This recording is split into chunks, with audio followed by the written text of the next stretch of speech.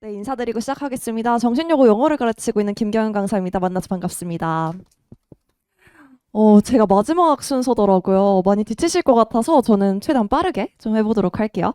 그래서 제가 위에다가 자랑스럽게 정신여고 1등급 최다 배출 적어놨는데, 네, 작년도 전교 1등 전부 다 저희 반에서 나왔고요. 전교 이제 정신여고 1학년, 그다음에 2학년까지 해서 둘 다 1등급이 50% 이상 저희 반에서 나왔었어요.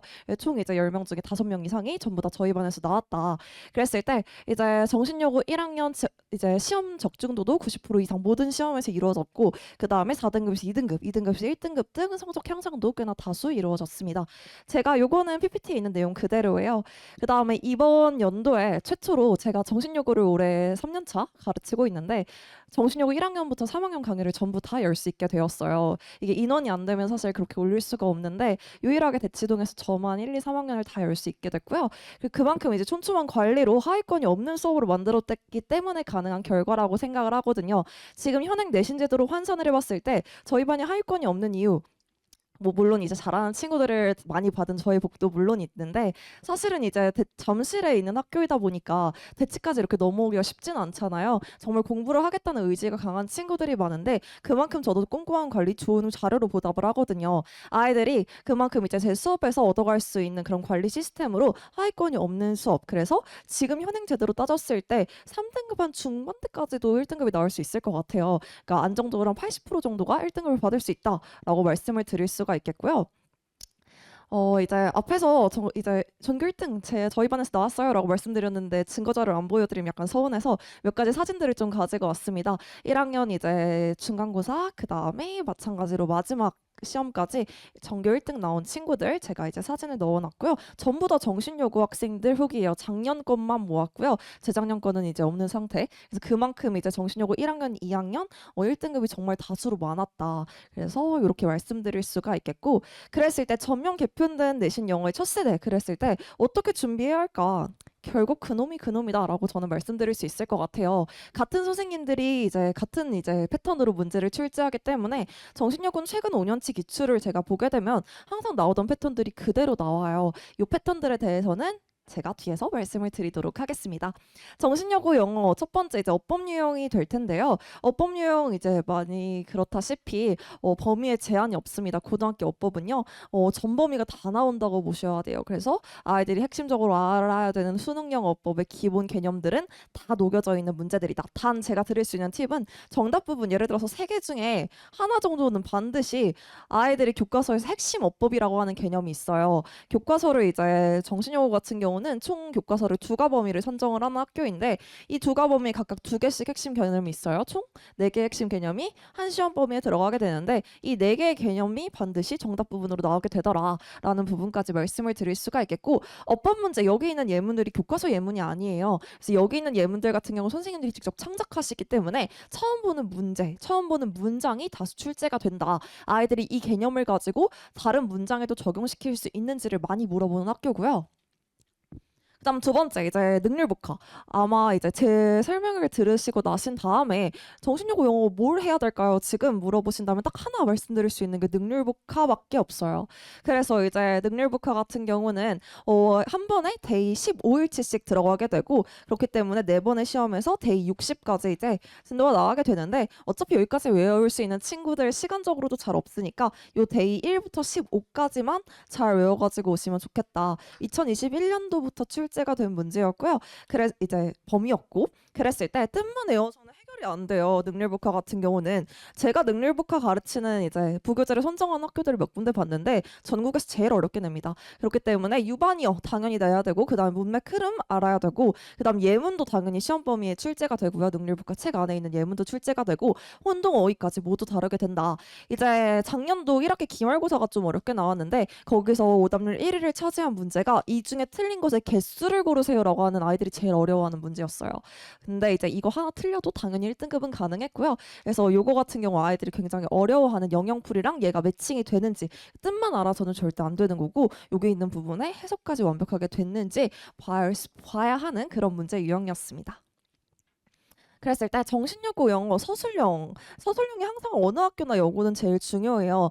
정신여고 서술형 크게 두 가지 패턴으로 나눠볼 수가 있는데 첫 번째가 이제 핵심 어휘. 예를 들어서 이 지문에 주제를 쓰세요 그랬는데 그 지문 안에 있는 주제에 어휘 정도 채우는 거. 그 다음에 본문 내에 있는 중요 구문들. 이 중요 구문이 뭐냐면 여기 어법 개념 4개 중에 하나 를 가지고서 이제 중요 구문 문제를 꼭 하나씩을 내고요.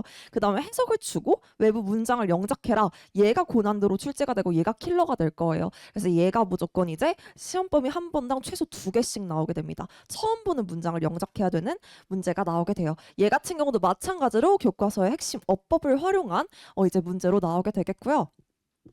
정신여고 시험범위 이건 어딜 가시나 다 들을 수 있는 내용이에요. 교과서 2가 범위가 채택이 되는데 제가 교과서 출판사를 안 적어놓은 가장 큰 이유는 출판사가 지금 올해도 바뀌잖아요. 작년에도 바뀌었고 정신여고는 재작년에도 바뀌었어요. 그러니까 지금 기출을 쓸 수 있는 게 아무것도 없어요. 그래서 재작년엔 금성출판사였고 작년에는 이제 네, 아예 또 새로운 다락원이라고 하는 전국에 한 5%도 안 쓰는 교과서를 가지고 와서 문제를 냈는데 올해는 또 교과서가 바뀌죠. 그래서 이제 기출이 아예 없는 상황. 그 다음에 부교재 같은 경우는 기본 이렇게 2개가 들어가게 돼요. 능률북화 단어책 15일치 한 500단어 정도가 됩니다. 그 다음에 고1 모의고사 그 다음에 아니면 외부 지문 2개 정도를 가지고 출제를 하는데 시험 범위가 다른 학교에 비해 되게 적은 편이에요. 그래서 사실은 부교재가 어마무시하게 많은 경우들이 많거든요. 근데 다른 학교에 비해서 부교재 범위가 거의 한 절반 정도밖에 안 돼요. 정신여고는. 그랬을 때 교과서 범위 안에서 굉장히 상대적으로 문제를 난이도 어렵게 많이 냅니다. 그래서 교과서의 출제 비율이 높은 다소 특이한 학교고요. 킬러 문제도 다 교과서 안에서 냅니다. 그다음 두 번째, 부교재의 범위가 적은 편이에요. 근데 이 지문들조차도 수업을 다 안 해주세요. 그래서 예를 들어서 28지문 정도가 저번 마지막 1학기 기말고사에 들어갔는데 28개의 지문 중에 이 중에 8개를 수업해 주시고 나머지는 너네가 알아서 자습해서 가지고 와 라고 이야기를 합니다. 시험 범위에 근데 전부 다 넣고요. 심지어 문제도 많이 내요. 그 안에서. 그렇기 때문에 이 킬러 문제에 대해서도 반드시 해결이 이루어져야 한다. 그 다음에 세 번째 어휘부교재 능률북화 제가 말씀드렸는데 요거 같은 경우는 정신여고가 서술형 배점이 꽤나 큰 학교예요. 그렇기 때문에 수행평가에서 뭘 보느냐 이거 되게 중요한데 스펠링 시험을 봅니다. 서술형 스펠링 시험. 이거 제일 많이 감점돼요. 말하기나 뭐 이제 아이들이 이제 뭐 듣기 대본 뭐 이런 거 되게 쉽거든요. 그런 것들은 거의 점수를 주려고 하는 수행평가고 이거 스펠링 시험은 한 문제 틀리면 거기에 비례해서 점수 소수점 단위로 깎아요. 그래서 이거 스펠링 시험 반드시 유의해서 아이들 공부해야 되는데 뭘 내냐면 당연히 뜻 다 주고 이제 스펠링을 쓰는 걸 내는데 얘 같은 경우 정신여고는 1학년 특이하게 고1과 고2가 같은 책을 사용을 합니다. 이 능률북화 책이 고1만 내는 게 아니라 고2도 이 책을 똑같이 써요. 보교재로. 그래서 근데 이제 범위가 살짝 바뀌긴 합니다. 파생어의 뭐 유반이어까지는 이제 고2 때 내고 파생어의 유반이어까지는 안 외워도 된다라고 고1 때는 얘기를 하는데 그러니까 범위의 차이만 있을 뿐이 똑같은 책을 써요. 되게 특이하죠. 그랬을 때 둘 다 스펠링 시험 똑같이 봅니다. 고1 때도 스펠링 시험 보고 고2 때도 스펠링 시험 봐요. 그러니까 이건 그냥 지금 외워두시면 괜찮습니다.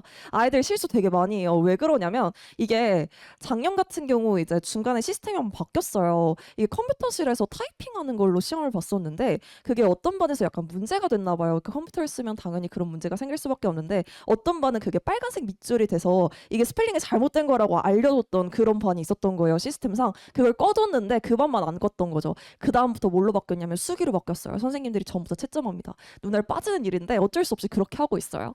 그 다음에 집필고사 객관식에서도 5문제, 그 다음 서술형 1문제 정도까지가 출제가 됩니다. 여기서 킬러가 1문제 정도 나와요. 요 이제 집필고사 안에서 어휘부교재 아까 전에 말씀드렸다시피 객관식 오답률 1위 했던 문제처럼 킬러가 여기서 한번 나오게 되고요. 그 다음에 약 33문항 정도 이제 출제가 되는 학교인데 되게 특이한 거 마지막으로 말씀드릴 수 있는 게 보시면 중간고사 30점, 기말고사 30점, 그 다음 수행평가 40점에서 총 100점이에요. 이게 한 학기에 이제 등급이 산출되는 방식인데 다른 학교는 어떻게 하냐면 이걸 100점으로 맞춰놓고 그냥 30점으로 환산을 해요. 근데 정신여고는 30점에 맞춰서 문제를 냅니다. 한 문제당 100점이 어떻게 되겠어요? 1점이 안 되는 문제들도 수두룩해요. 0.8점, 1.2점 막 이래요. 문제 100점이. 그래서 서술형도 한 문제가 1.5점 막 이렇단 말이죠. 이걸 그냥 그대로 원점수를 더해서 등급을 환산하는 학교다. 문항당 100점이 되게 낮은 편이다. 이게 가지게 되는 장점이 분명히 있는데 어떤 게 장점이냐면 한두 문제 정도 실수를 해도 커버가 돼요. 정신여고 시험이 이제 가지게 되는 가장 큰 이제 장점이 아까 전에 말씀드렸던 이 정도 객관식 문제 0.9점이죠. 그쵸? 1점 정도 날려도 1등급 충분히 나옵니다. 이거 틀렸던 저희 반 친구 전교 1등 나왔고요. 전교 3등도 나왔어요. 이거 이 정도 틀려도 괜찮다. 그래서 아이들 같은 경우는 킬러 문제를 반드시 다 맞춰야 되는 그런 학교는 아니다라고 말씀드릴 수가 있겠고, 제가 이제 앞에서 말씀드린 내용은 이제 시험지만 봐도 알 수 있는데, 요거는 제가 이제 정신여고 시험에 대해서 어머님들이 꼭 아셨으면 좋겠는, 이제 아버님들이 아셨으면 좋겠는 내용들이에요. 항상 정신여고의 시험은 퐁당퐁당입니다. 첫 번째 시험의 난이도는 낮아요. 항상 1등 컷이 100점이에요. 100점인데 그 다음 시험을 정말 어렵게 내요. 1등 컷이 90점까지 떨어져요. 그러면 평균치 한 94에서 95 정도가 1컷을 맞춰주는데, 기가 막히게 그걸 정말 잘 맞추세요. 그래서 항상 1등 컷이 94, 95가 1컷이 되는 학교. 그래서 첫 시험 1등급 받고 싶다 하시면 무조건 100점이 목표여야 한다. 다음 두 번째, 외부 지문과 외부 영작. 외부 지문 같은 경우는 기말고사에서만 자주 보여요. 말씀드렸다시피 낮고 높고 낮고 높잖아요. 기말고사가 어렵다라는 이야기는 외부 지문이 나온다라고 말씀드릴 수가 있겠고, 그랬을 때 이 외부 지문은요, 뭐랑 연계시키냐면 교과서랑 연계시켜요. 교과서 내용이랑 비슷한 내용을 가지고 외부 지문을 선택을 하게 되고요. 자, 그 다음에 난이도가 어렵진 않아요. 근데 아이들이 첫 페이지에 갑자기 모르는 지문이 떡하니 있으니까, 그것도 길게 있으니까 당황을 하면 되는데, 시간 대부분만 유의하면 크게 어렵진 않다. 근데 매 시험 외부 영작은 냅니다. 이게 4번의 시험 전부 다 외부 영작에 제가 최소 2문제는 나온다 그랬어요. 심하길 때는 4개까지도 내기도 합니다. 여기서 가장 킬러 문제가 많이 나와요. 영작 많이 써보고 완벽하게 만들어 가야 돼요. 제가 왜 완벽해야 되는지는 뒷페이지에서 얘기할게요. 마지막, 그럼에도 불구하고 할만하다. 제가 정신여고 학생들한테 항상 이야기해요. 영어가 할만해요. 제가 방금 전에 위층에서 은광여고 수업하고 왔는데, 제가 은광여고를 졸업했거든요, 어머님들. 은광여고 1등 컷이 99점이에요. 1점 나가리 되면 이제 그대로 아웃인데, 그 말은 즉 객관식 다 맞고 서술형에서 하나 정도 실수하면 이제 1등급이 나온 학교인데, 정신여고 1등급 말씀드렸어요. 94에서 95라고요. 그쵸? 그리고 나서 한 문제당 100점이 한 1.2점, 0.9점 이러고 있다는 얘기는 전체 2번의 시험에서 아이들이 이제 한 3-4문제 정도 틀려도 괜찮다. 꽤나 이제 만회가 가능한 전략적인 최다 득점만 잘 하게 되면 아이들이 생각보다 등급이 잘 나온 학교 중에 하나예요. 자, 그랬을 때 어떻게 해야 그럼 1등급이 나오겠느냐? 제가 이제 3가지로 정리를 해드릴 수가 있을 것 같습니다. 첫 번째가 이제 고난이도 외부 영작이에요. 자, 그랬을 때 지문 통함기는 당연히 의미가 없어요. 왜냐면 거기서 나오는 문장은 아까 말씀드렸다시피 이 개념이 녹아져 있는 문장만 이제 출제가 되고, 그 다음에 나머지 문장들이 구문으로 나온 적은 지금까지 단 한 번도 없었기 때문에 이제 지문을 통함기하는 건 의미가 없고, 자, 그랬을 때 외부 영작을 대비를 해야 되는데 이 개념 4개를 일단 알고 예제도 풀어봐야 돼요. 근데 문제는 예제까지만 풀면 정신여고 시험이 대비가 안 돼요. 변별력이 아예 없죠. 그래서 예제를 푸는데 거기다가 고난이도 문항까지 반드시 연습을 해야 되거든요. 이 고난이도 문항을 제가 어떻게 이제 대비를 시키냐면, 예를 들어서 이번 핵심 개념 중에 하나가 에즈이프 가정법이야 라고 한다면, 에즈이프 가정법을 시험 문제로 냈던 다른 학교 강남 8학군 안에서 골라요. 그래서 문제가 좀 어렵겠죠. 그쵸? 휘문고라던가 단대부고라던가 숙명여고라던가 이런 학교들의 기출문제 서술형들을 가지고 와서 아이들이랑 같이 풉니다. 이게 제일 많이 도움된다라고 저는 자부하거든요. 완벽한 영작 실력을 필요로 하는 학교예요. 왜냐하면 부분 점수를 아예 안 주기 때문에 그렇습니다. 어법상 틀린 곳이 한 2군데 넘어가면 그냥 아예 0점 처리예요. 부분 점수 줄 게 없어요. 1점밖에 안 되는데 부분 점수 어떻게 주겠어요. 그쵸? 그래서 이걸 좀 많이 유의를 해야 되고, 두 번째가 능률북화예요. 어휘부교재가 어렵진 않은데, 근데 이제 뜻만 알고 있다고 실전 적용이 되는 학교가 아니다 보니까 단어 뜻은 기본이고 기출을 타학 것도 풀어봐야 되고 정신력 것도 풀어봐야 되는데, 이게 고 1, 2가 같은 책을 쓰니까 장점이 뭐냐면 기출이 좀 많아요. 그래서 이제 정신력 기출들을 제가 쭉 한번 훑어봤더니 많이 내는 단어들은 정해져 있고 유형들도 정해져 있습니다. 이런 것들은 제가 수업 시간 때 풀도록 할 거고요. 그다음 마지막으로 이제 독해력이 관건이다라고 말씀을 드릴 수가 있는데, 사실 대부분의 학교들 설명을 다니면 영작이 관건이다 이런 얘기를 많이 해요. 근데 이제 정신력은 특이하게 독해력이 관건인 내신 시험을 냅니다. 이 독해력이 중요하다라고 하는 이야기는 아까 전에 말씀드렸다시피 외부 지문이 이제 나오게 되고요. 플러스 선지의 난이도가 꽤나 이제 긴 편이에요. 그러니까 선지가 굉장히 길게 나오는 경우들이 많아요. 주제가 같은 걸 고르는데 선지 하나당 거의 한 패러그래프씩 내는 거예요. 그래서 그거에서 이제 아이들이 좀 말리게 되는 경우들이 많다. 패턴 연습과 동형 문제 많이 풀어봐야 된다라고 말씀드릴 수가 있겠고요. 그랬을 때 일단 첫 번째로 저희 수업 소개에서 말씀드릴 수 있는 건 주차별로 교재가 나갑니다. 저희 6+1 수업이라서 총 6권의 교재가 나가고요. 서술형 매번 이제 제가 핵심 서술형 정리해줘요. 이번에 핵심 마지막 시험 범위 때 핵심 부분이었던 게 위드 목적어 분사 구문이라고 하는 파트였는데 그대로 이제 서술형 6번에 출제가 됐었고요. 그 다음에 이제 주교재 같은 경우는 이렇게 5단계로 구성이 되어 있는데 그 중에 아이들이 필요한 과제를 선택해서 볼 수 있도록 학생 수준에 맞게 과제가 약간씩 다르게 나간다. 그래서 필수 과제는 무조건 다 풀어야 되는 문제인데 예를 들어서 막 전교 1등 하는 친구는 거의 영어를 저처럼 해요. 그런 친구 같은 경우는 굳이 이거 안 풀어도 괜찮은 거죠. 선택 과제 안 풀어도 괜찮은 거죠. 그렇기 때문에 이제 이런 걸 구분해서 학생 수준에 맞게 효율적으로 활용이 가능하다라고 하는 게 제가 말씀드릴 수 있는 장점이 되겠고 두 번째로 가장 자랑하고 싶은 거 요 시그니처 필기 노트예요. 제가 전교 1등 친구한테도 물어봤어요. 영어를 너무 잘하는 친구다 보니까 넌 내 수업을 대체 왜 듣니 친구야? 라고 물어봤는데 그 친구가 왜냐면 영어를 너무 잘해서 굳이 내 수업을 안 들어도 아가씨는 1등급이 나올 것 같은데 그랬더니 자기가 그냥 다른 과목 시간에 더 많이 투자하려고 수업을 듣는데요. 그 말은 즉 효율적인 대비가 가능하다. 그래서 지문 전체 모든 지문 교과서 그다음 부교재 외부 지문 뭐 어떤 것이든 전체 범위에 대해서 제가 전체 문제를 다 분석을 해줘요. 지문에 대해서. 그러니까 빨간색으로 깔로 쓴 거는 이제 요거는 이제 어법상 표현 바꿀 수 없는 것들 바꿀 수 있는 것들은 바꿀 수 있다라고 써주고요. 해석상 유의해야 할 것들 외워야 하는 핵심 구문들 그 교과서의 핵심 구문들 거기다가 이제 주제나 요지나 이런 부분들까지 전부 다 표시를 해서 아이들한테 제공을 하고요. 그 다음에 해석 옆 페이지에 바로 왼쪽에 이제 지문이 있고 오른쪽에 해석, 그 다음에 한 줄 요약, 마지막으로 정신여고에서 나오는 출제 포인트까지 싹 다 정리해 줍니다. 그래서 아이들이 시험장에서 좀 빠른 풀이가 가능하다, 이 자료에 도움을 되게 많이 받는다라는 이야기를 많이 듣습니다. 그 다음에 이제 시험 전날 하게 되는 과정이 바로 이 파이널리와 싱크 모의고사라고 하는 자료인데요. 이 파이널리 같은 경우 제가 시험 전날 뭘 해줘야 아이들한테 제일 도움이 많이 될까 생각을 했었는데 보니까 이제 시험마다 선생님이 총 4분이 계세요. 이 4분 중에 같은 시험 범위를 가르치시는 분이 한 두세 분 정도 이제 같은 시험 범위를 가르칩니다. 그렇기 때문에 앞반의 필기, 뒷반의 필기 편차가 좀 많이 커요. 그리고 예를 들어서 영어 선생님이 시험지를 컨펌하시는 선생님인데 그 시험지를 컨펌하시는 선생님이 담임인 반이다? 그럼 정보를 조금 더 많이 풀어요. 그런 식의 이제 반마다의 편차가 있기 때문에 제가 앞반과 뒷반의 필기를 싹 다 걷습니다. 선생님들 필기를 제가 전부 다 보고요. 그 다음에 모두 다 공통으로 말씀하신 부분에 대해서는 이건 진짜 중요해 다 언급하셨어 이런 식으로 얘기를 하고 어떤 선생님이 1시간 내내 이걸 설명했대. 근데 그걸 설명한 사람이 아무도 없어요. 그 선생님 말고는. 그랬을 때 이건 안 나오겠다. 이런 식으로도 이제 정보의 소팅이 가능하다. 그래서 그 효율을 이제 마지막 효율을 추구할 수 있는 찍기 자료가 되겠고요. 마지막으로 이제 정신여고 시험 구성이랑 너무 똑같아서 아이들이 PTSD 온다고 하는 제 시험지예요. 그래서 똑같이 시험 문제 이거 제가 만든 시험지거든요. 그래서 정신여고 시험지랑 똑같은 편집 양식으로 동일한 문항 배점으로 마지막 실전 연습할 수 있게 만들어 놨고요.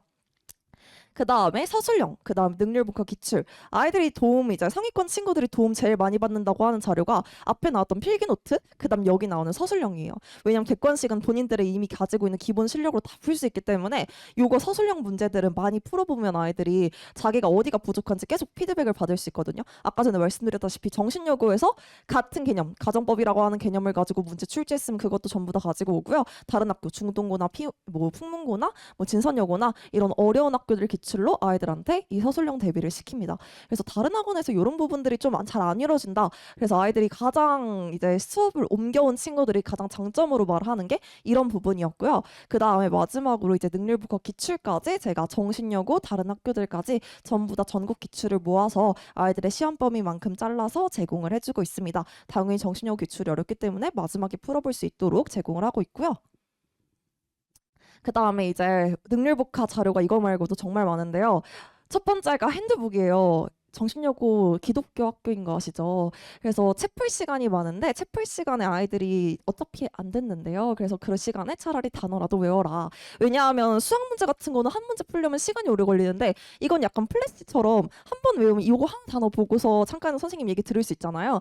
요 이제 단어장을 근데 단어장이 되게 두꺼워요. 그 능률북화 책이 되게 두꺼운데 그걸 아이들이 들고 다니니까 너무 어렵다. 버스에서 외우기 어렵다. 잠실에서 여기까지 오는데 시간도 오래 걸리는데 그래서 제가 만든 게 그럼 내가 다 타이핑을 해줄게. 그래서 제가 전체 시험 범위 1에서 15까지만 잘라서 나오는 부분만 잘라요. 유의어 반이어 예를 들어서 예문이 안 나온다 할 때도 있거든요. 예문 안 나오면 예문 자르고 파생어까지만 넣어서 이렇게 이제 한 페이지에 아이들이 다 볼 수 있도록 정리를 해주고요. 그랬을 때 이제 아이들이 그 자체 제작 만들어진 이 모카 핸드북을 가지고 시험 범위만 볼 수 있으니까 되게 효율적이다라고 많이 이야기를 하고요. 그 다음에 기출포함, 단계별 워크북 이건 친구들이 요청해서 만든 자료였는데 아이들이 이런 거 필요하다 해서 뜻이랑 유반이요. 그 다음에 파생어 예문까지 출제된 범위에 대해서 전부 다 이렇게 써볼 수 있는 단계별 워크북이고 막 아까 전에 잠깐 말씀드린 적 있어요. 수행평가가 이렇게 나와요. 뜻이 나오고 옆에 단어를 채워야 되는 양식인데 이것도 제가 실전과 동일하게 풀어볼 수 있도록 200문제씩 2세트 제공합니다. 그래서 아이들이 이제 수행평가 전에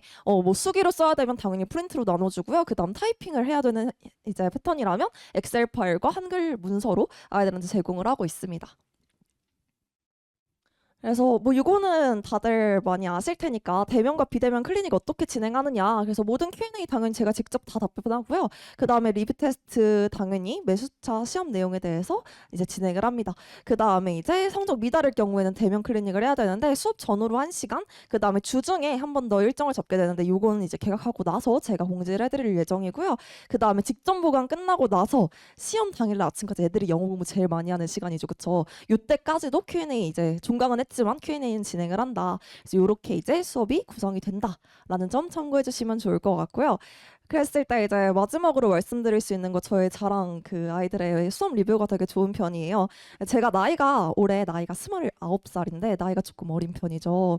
그래서 제가 집에 그 아무것도 할 게 없어요. 그러니까 저는 돌봐야 될 가정이 없고 남편도 없고 애도 없어요. 그래서 저는 우리 아이들만 돌볼 수 있습니다. 제가 딱 두 학교예요. 은광여고랑 정신여고 딱 두 학교를 하는 가장 큰 이유가 너무 예뻐요. 정신여고 친구들 제가 올해 3년째 만나고 있는데 항상 정말 열심히 하고 다들 되게 부지런하고요. 작년도에 제가 아이들이 너무 예뻐서 제 개인적으로 LG 트윈스의 광팬인데요.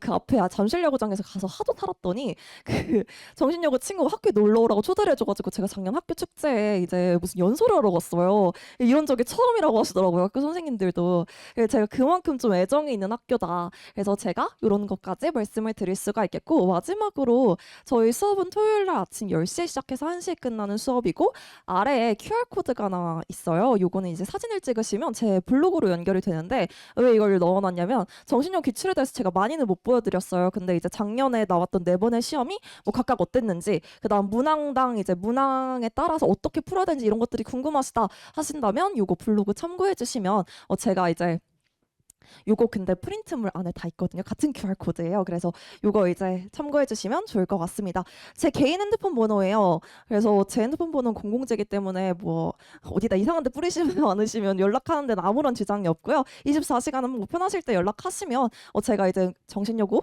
1등급 영어 어떻게 만들어야 되는지 그 방법론에 대해서는 좀 자세하게 설명을 드리도록 하겠습니다.